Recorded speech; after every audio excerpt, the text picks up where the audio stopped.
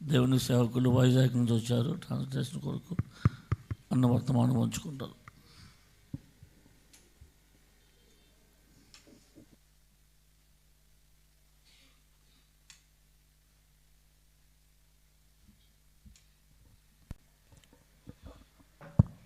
యేసుక్రీస్తు ప్రభువారి నామంలో మీ అందరికీ శుభములు తెలియచేస్తూ ఉన్నాం. ఆరాధన వాక్యంలో చూడడానికి ముందుగా ప్రభు సహాయం కొరకై ప్రార్థన చేసుకుంటాం. దయచేసి మోకరించగలిగిన వారు మోకరించండి.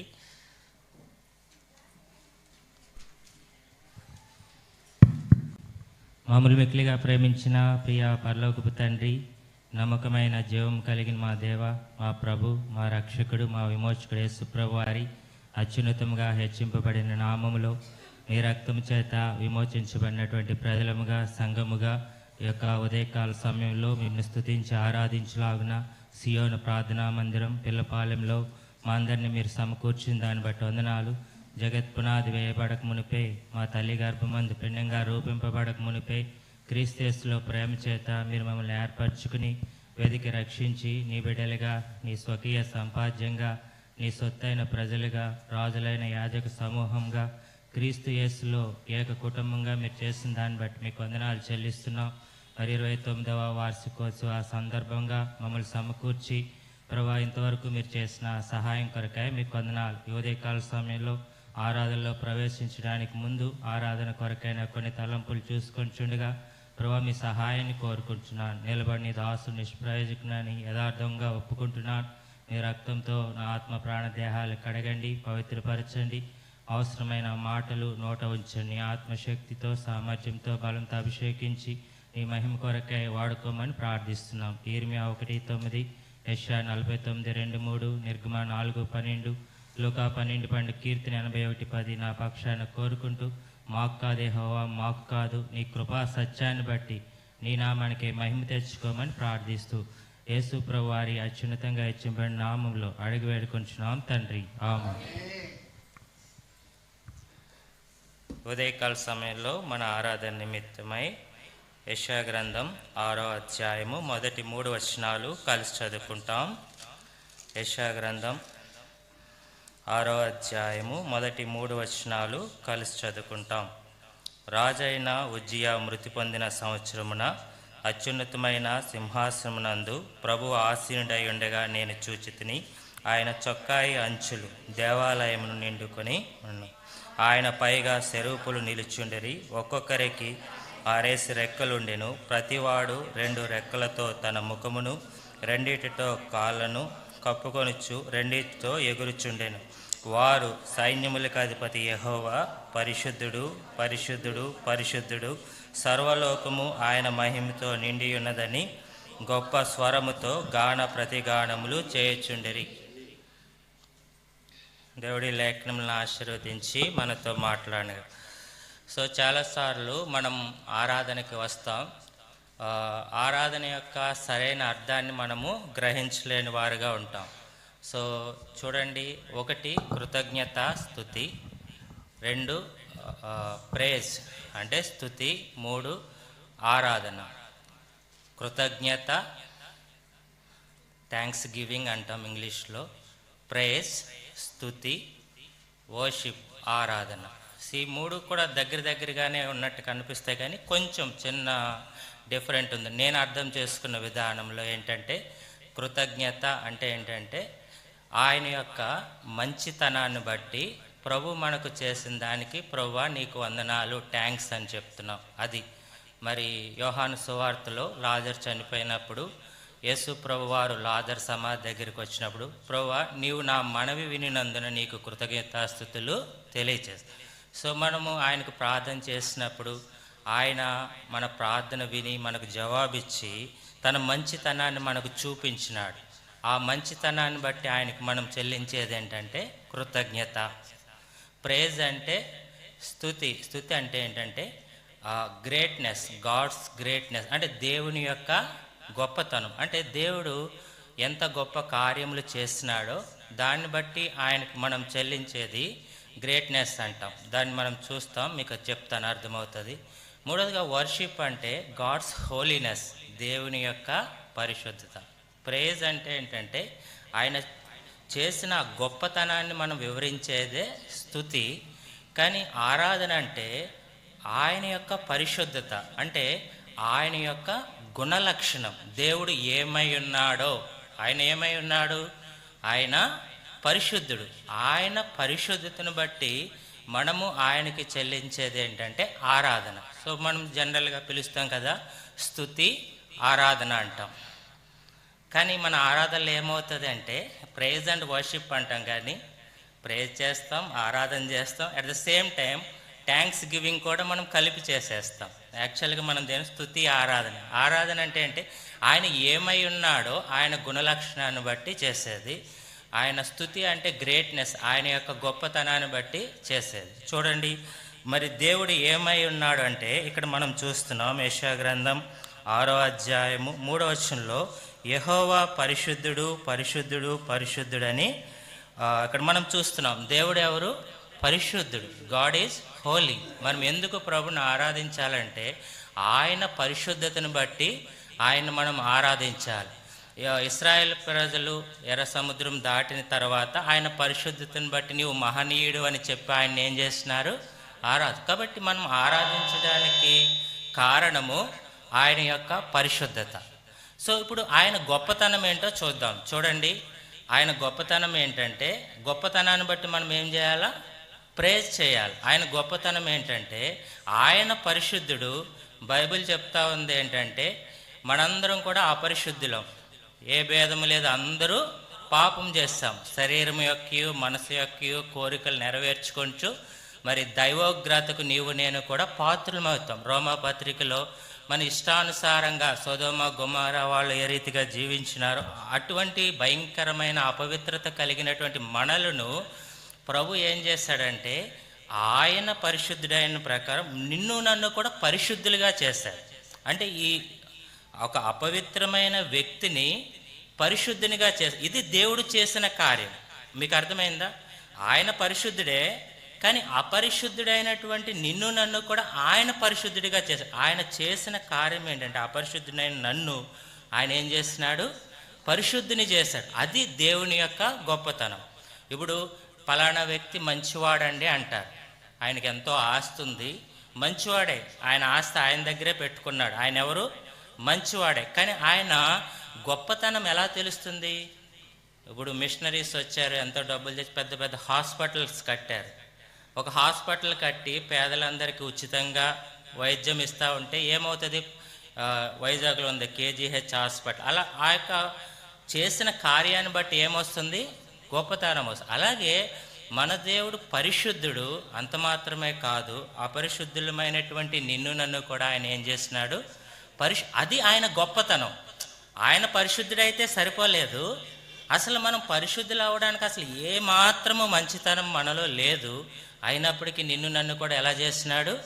పరిశుద్ధులుగా చేశాడు. సో ఏ రీతిగా ఆయన పరిశుద్ధులుగా చేశాడంటే ప్రకటన గ్రంథం చూడండి, 1వ అధ్యాయము 6వ వచనం. ప్రకటన గ్రంథం 1వ అధ్యాయము 6వ వచనం. మనల్ని ప్రేమించుచు తన రక్తం వల్ల మన పాపముల నుండి మనల్ని విడిపించిన వానికి మహిమయు ప్రభావము యుగయుగములు కలుగునుగాక.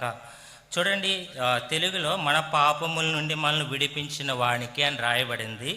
ఇంగ్లీష్లో who loved us and washed us from our sins in his own blood. తన స్వరక్తముతో మన పాపములు ఏం చేశాడంట?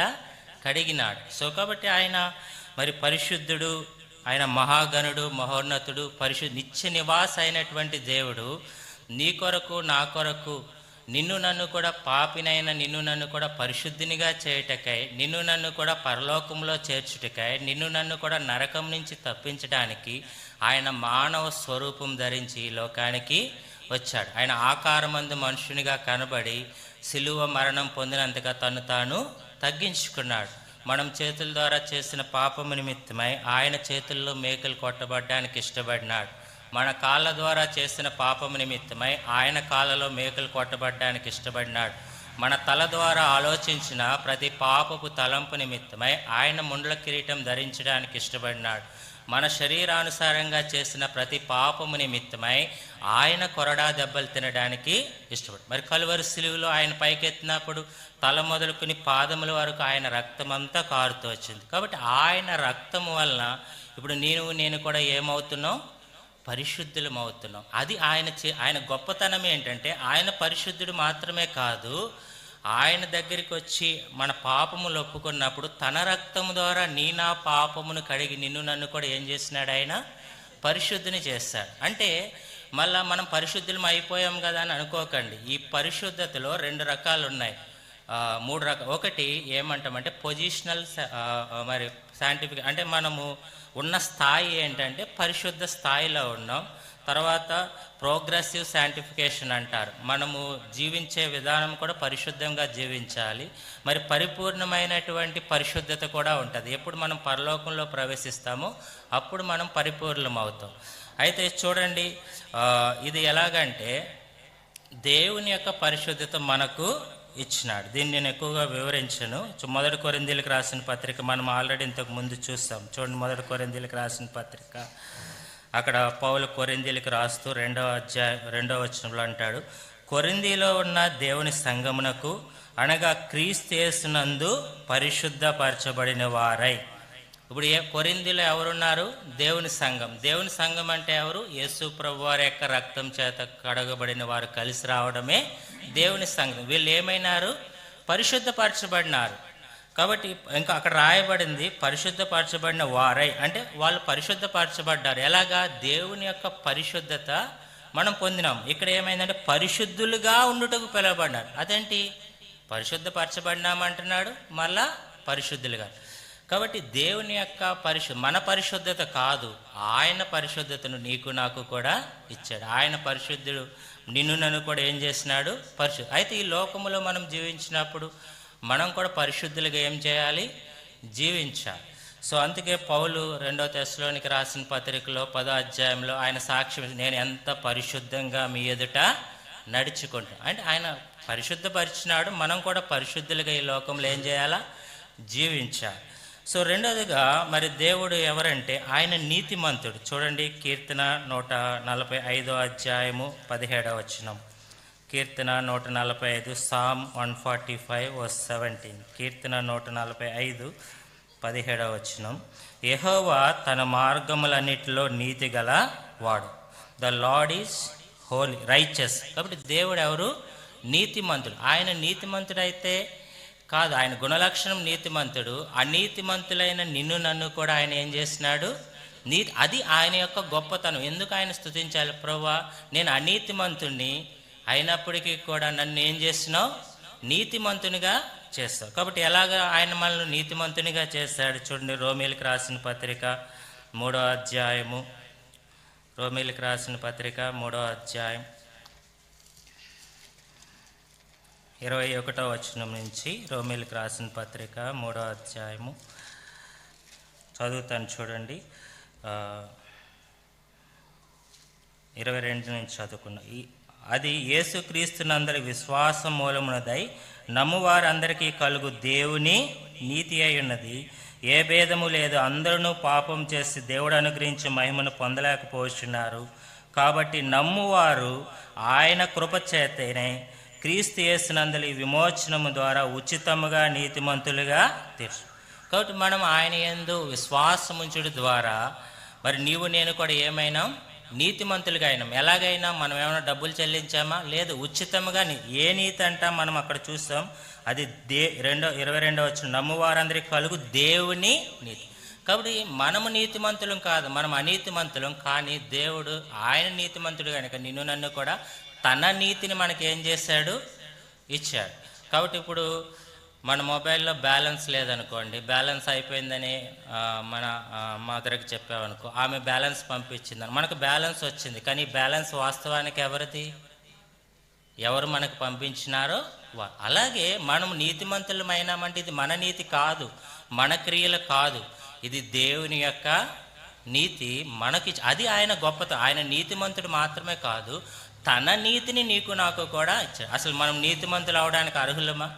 మనం అనుకునేటువంటి నీతి యెషయా గ్రంథంలో చెప్పబడింది, మన నీతి క్రియలన్నీ మురికి పేలికలుగా ఉన్నాయంట. ఎలాగా మురికి పేలికలు అంటే దాని యొక్క అర్థం ఏంటంటే, హాస్పిటల్లో ఆపరేషన్ తర్వాత చీము రక్తం వస్తుంది కదా, వాటిని తుడుస్తారు కదా, అది అంట మురికి పేలికలు. అంటే మనము నీతి అనుకునేది ఆయన దృష్టిలో అలా కాదు. కాబట్టి మన నీతి కాదు, ఆయన నీతిని మనకు అనుగ్రహించినాడు. సో చూడండి, రోమీయులకు రాసిన పత్రిక 4వ అధ్యాయము 25వ వచనం.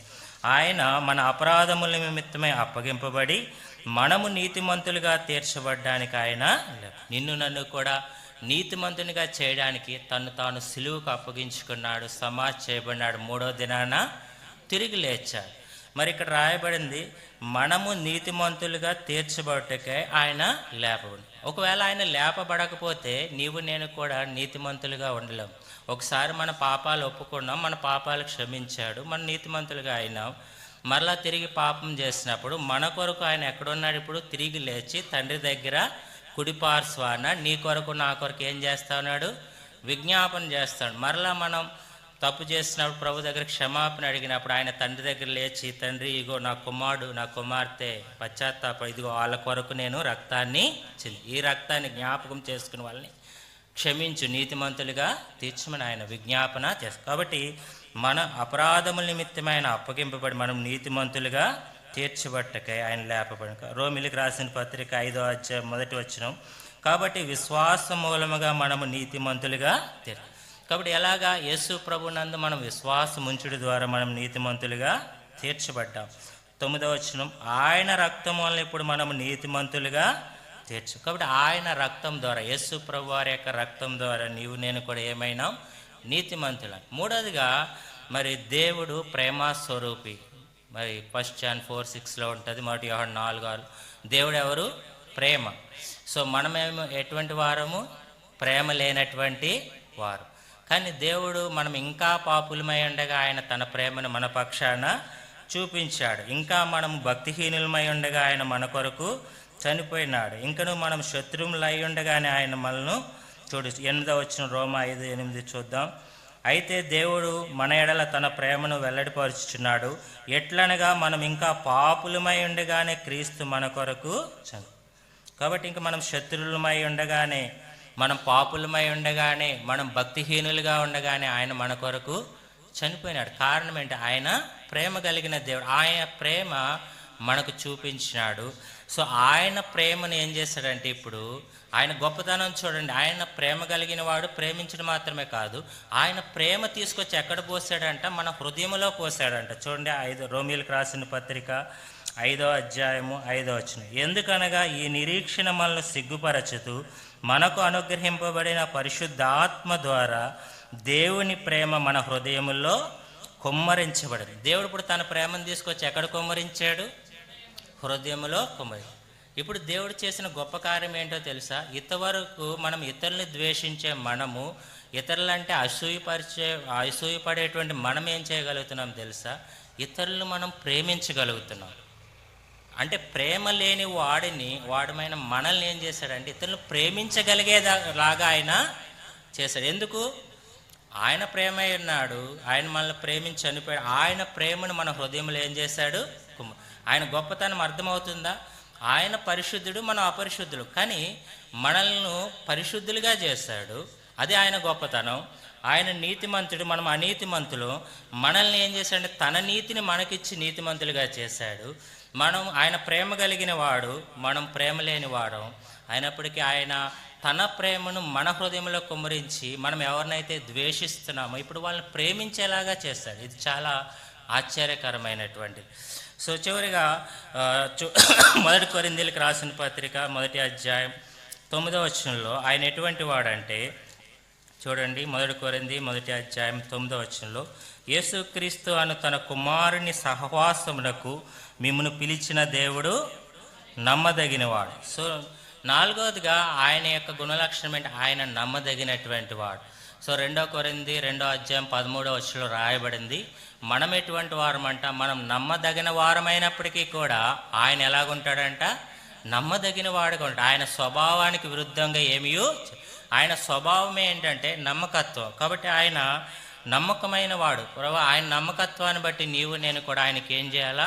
ఆయన్ని స్తుతించాలి. ఆయన నమ్మకత్వాన్ని బట్టి ఆయన మనకు ఏం చేస్తున్నాడంటే, మొట్టమొదటిగా ఆయన నమ్మకత్వాన్ని బట్టి మన పాపములు క్షమించాడు. 1 యోహాను 1:9 మన పాపములు మనం ఒప్పుకునే ఎడల, చూడండి, ఆయన నమ్మదగిన వాడు కనుక, చూడండి, ఆయన ఎవరు? నమ్మదగిన వాడు కనుక మన పాపములు క్షమించి సమస్త దుర్నీతి నుండి మనల్ని ఏం చేయను?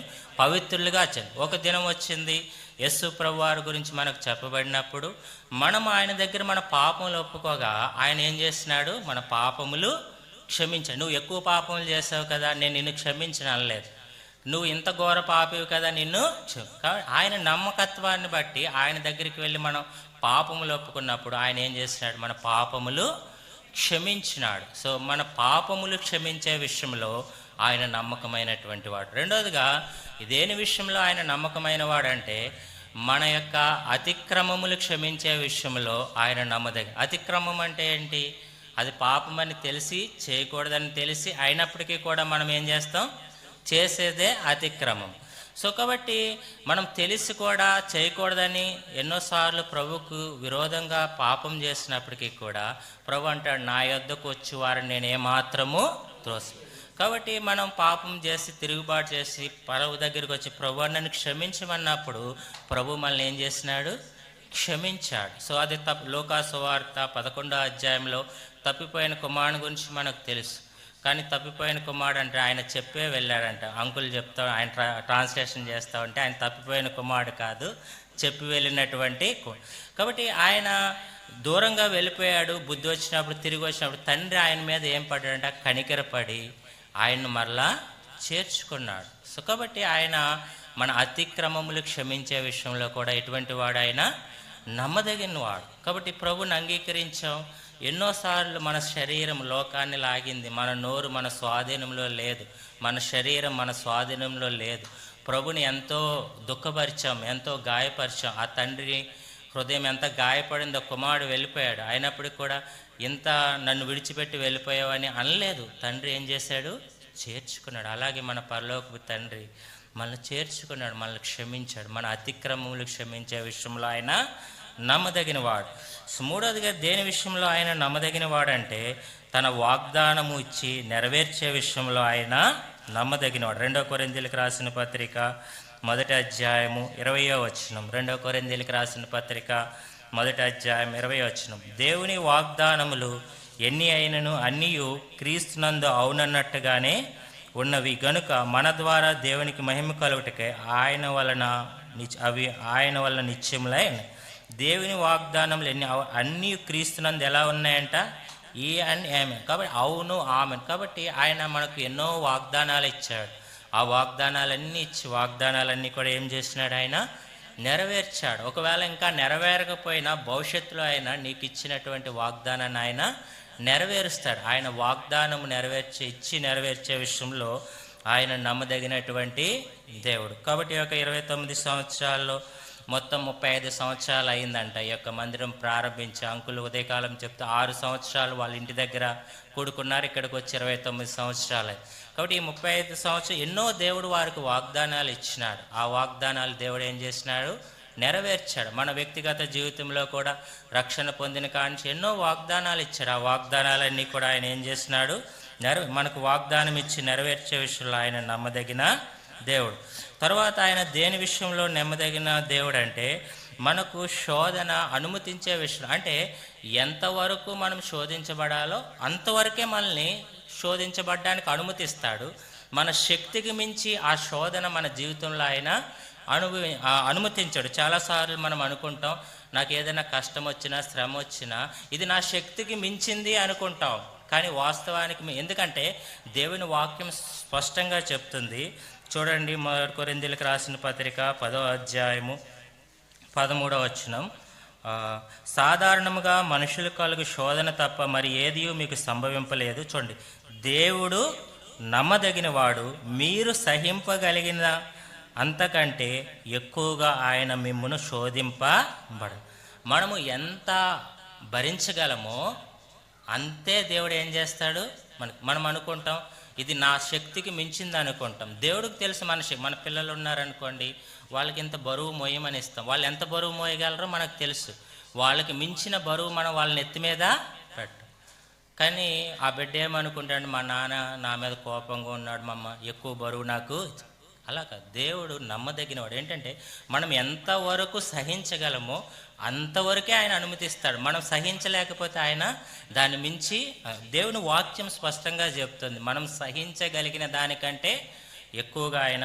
కాబట్టి మనకు శోధన మరి అనుమతించే విషయంలో అంటే ఎంతవరకు ఉండాలో అంతవరకే, అంతకు మించి ఆయన దాన్ని శత్రువుని అనుమతించాడు. సో యోబు జీవితంలో కూడా యోబుని శోధించడానికి మరి శత్రువుకి దేవుడు అనుమతి ఇచ్చాడు. సాతాను కోరుకున్నాడు, మరి దేవుడు అనుమతించాడు. కానీ ఏమన్నాడు ఫస్ట్ సారి, నువ్వు వెళ్ళి ఆ యోబుని ముట్టుకోవడానికి నీకు ఏమాత్రము వీల్లేదు, నువ్వు తన ఆస్తిని పాడు చేసుకో, తన కుమారుల్ని పాడు. రెండోసారి వెళ్ళాడు, నువ్వు యోబును అనారోగ్యం కలగ చేయొచ్చు, కానీ తన ప్రాణాన్ని ముట్టుకోవడానికి నీకు ఏమి లేదు. అంటే దేవుడు మనం ఎంతగా మరి భరించగలమో అంతకంటే ఎక్కువ మనల్ని శోధింపబడని. ఈ విషయంలో దేవుడు నమ్మదగినటువంటి వాడు. సో చివరిగా ఆఖరిగా ఆయన ఏ విషయంలో నమ్మదగిన వాడంటే మనల్ని దుష్టత్వం నుంచి కాపాడే విషయంలో ఆయన నమ్మదగిన వాడు. 2 తెస్సలోనికి రాసిన పత్రిక 3వ అధ్యాయము 3వ వచనం. 2 తెస్సలోనికి రాసిన పత్రిక 3వ అధ్యాయం 3వ వచనం. అయితే ప్రభువు నమ్మదగిన వాడు, ఆయన మిమ్మును స్థిరపరిచి దుష్టత్వం నుండి కాబట్టి దుష్టత్వం నుంచి మనల్ని కాపాడే విషయంలో ఆయన నమ్మదగినవాడు. పుట్ మార్క్ వేసి ఇంకో బైబిల్లో ఉంటుంది, నా దాంట్లో లేదు. దుష్టుడి నుంచి ఆయన కాపాడు. కాబట్టి దుష్టుడు ఎప్పుడు కూడా మన వెనకాలే ఉంటాడు. మనకు తెలియకుండా ఎన్నో చీకటి అంధకార శక్తులు పనిచేస్తూ ఉన్నాయి, మనకు తెలియదు. కానీ మనల్ని దేవుడు ఏం చేస్తూ ఉన్నాడంటే వాటన్నిటి నుంచి కాపాడుతూ ఉన్నాడు. సో దుష్టు నుంచి ఆయన మనల్ని కాపాడినాడు, దుష్టత్వం నుంచి ఆయన కాపాడినాడు, దుష్టత్వం కలిగినటువంటి ప్రజల నుంచి కూడా ఆయన మనల్ని కాపాడుతూ వచ్చినాడు. సో యథార్థంగా జరిగినటువంటి సంఘటన మరి అమెరికాలోనే ఎక్కడో న్యూస్ పేపర్లో వేశారు, నేను విన్నాను. సాక్ష్యం చెప్తుండగా ఒక యవనస్తురాలు యేసు ప్రభువారిని నమ్ముకుంది. యేసు ప్రభువారిని నమ్ముకున్న తర్వాత ఒక రాత్రికాల సమయంలో ఆమె రోడ్డు అంటా వెళ్తోంది. అక్కడ ఒక టన్నల్ సొరంగం లాంటి ఉంది, ఆ సొరంగం దాటి ఆమె వెళ్ళాలి. ఆ సొరంగం దగ్గర ఇద్దరు మరి పెద్ద పెద్ద వాళ్ళు, రౌడీలు లాంటి వాళ్ళు ఉన్నారు. సో వాళ్ళని చూసి ఈమె భయపడి ప్రభువా నాకు సహాయం చేయమని ఆమె ప్రార్థన చేసుకుంది. ఈ దగ్గరగా వెళ్ళిపోయింది, ఏమీ అవ్వలేదు. తర్వాత ఈమె వెనకాల వేరొక యవనస్త్రాలు వచ్చింది అదే మార్గం గుండా. సో వాళ్ళు ఏం చేశారంటే ఆమెను పాడు చేసి చంపేశారు. తెల్లవారి న్యూస్ పేపర్లో వచ్చింది, ఇలాగ పలానా ప్రాంతంలో పలానా సొరంగం దగ్గర ఒక యవనస్త్రాలను చంపేశారు, మేము కొంతమందిని అనుమానిస్తున్నాం, వాళ్ళు మేము పట్టుకున్నాం, మీరు ఎవరైనా వస్తే సాక్ష్యం చెప్తారంటే ఆమె పోలీస్ స్టేషన్కి వెళ్ళినప్పుడు వీళ్ళే అని చెప్పింది. ఎందుకంటే వాళ్ళిద్దరూ ఆ ప్రాంతంలో అప్పుడు వాళ్ళు పోలీసు వారు అడిగిన ప్రశ్న ఏంటంటే మరి ఇంతకు ముందే ఈ యవనస్త్రాలు మరి మీ ముందే వెళ్ళింది కదా, మరి ఎందుకు ఆమెను మీరు పాడు చేయలేదు, చంపలేదు, వెనకాల వచ్చిన ఈవిడ్నే ఎందుకు మీరు పాడు చేసి చంపారంటే అయ్యా ఆమె ఒంటరిగా లేదు, ఆమె పక్కన పెద్ద పెద్ద వాళ్ళు ఇద్దరు నిలబడ్డారు బాడీ గార్డులాగా, వాళ్ళని చూసి మాకు భయం వేసిందని. మీకు అర్థమవుతుందా చెప్పేది? సో కీర్తన 91వ అధ్యాయం చూడండి, కీర్తన 91వ అధ్యాయము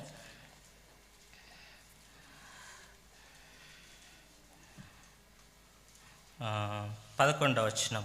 నీ మార్గం అన్నిటిలో నిన్ను కాయటకు ఆయన నిన్ను గూర్చి తన దూతలకు ఆజ్ఞాపం. కాబట్టి మనల్ని అందరినీ ఎవరు కాస్తున్నారంటే దేవుని యొక్క దూతలు మన చుట్టూ ఉండి మనల్ని కావలి కాస్తూ ఉన్నాయి. మనకు కనిపించినటువంటి ప్రపంచం ఉంది, శత్రువుని యొక్క ప్రపంచం, చీకటి శక్తులు, వాటన్నిటి నుంచి మనల్ని దుష్టుడి నుంచి ఆయన మనల్ని కాపాడుతున్నాడు, దుష్టత్వంలోంచి కాబట్టి ఆయన నమ్మదగిన వాడు. ఏ విషయంలో నమ్మదగిన వాడంటే మన పాపములు క్షమించే విషయంలో నమ్మదగిన వాడు, మన అతిక్రమములు క్షమించే విషయంలో నమ్మదగిన వాడు, వాగ్దానం ఇచ్చి నెరవేర్చే విషయంలో ఆయన నమ్మదగిన వాడు. మనం ఎంతగా సహించగలమో అంతకంటే ఎక్కువగా ఆ శోధన అనుమతించబడే విషయంలో నమ్మదగిన వాడు. చివరిగా మన దుష్టుడి నుంచి కాపాడే విషయంలో, దుష్టత్వం నుంచి మనల్ని కాపాడే విషయంలో నమ్మదగిన. సో ఆయన ఏమై ఉన్నాడో ఆయన యొక్క గుణలక్షణము ఆయన ఆరాధించాలి. ఆయన యొక్క పరిశుద్ధతను బట్టి, ఆయన యొక్క నీతిని బట్టి, ఆయన యొక్క ప్రేమను బట్టి, ఇలాగ ఆయన నమ్మకత్వాన్ని. కాబట్టి ఎందుకు మనం ఆయన స్తుతించాలంటే ఆయన మనకి ఏం చేస్తున్నాడు. సో ఆయన పరిశుద్ధుడు, మన అపరిశుద్ధులమైన మనల్ని పరిశుద్ధులుగా చేశాడు. ఆయన నీతిమంతుడు, అనీతిమంతులైన మనల్ని నీతిమంతులుగా చేశాడు. ఆయన ప్రేమ కలిగిన వాడు, మన ప్రేమ లేకపోయిన మనల్ని ప్రేమ కలిగిన వాడిగా చేశాడు. సో కాబట్టి ఈ తలంపులు మన హృదయంలో ఉంచుకుని మనం ఆరాధనలో ప్రవేశిస్తాం. దేవుడి మాటలు దీవించునుగా.